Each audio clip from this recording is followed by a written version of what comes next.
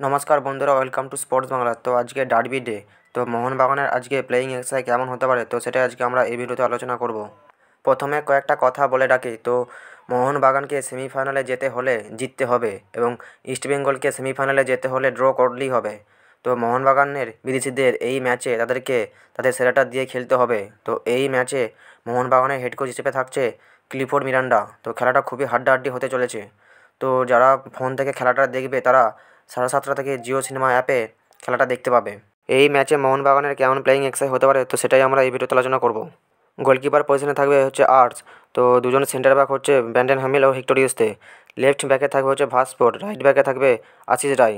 Defensive midfielder পজিশনে থাকবে অভিষেক। আর দুজন অ্যাটাকিং মিডফিল্ডার পজিশনে থাকবে, একদিকে হচ্ছে হুগো বোমাস আর একদিকে পেত্রাতোস। তো স্ট্রাইকার হিসেবে খেলবে আর্মান্দো সাদিকু।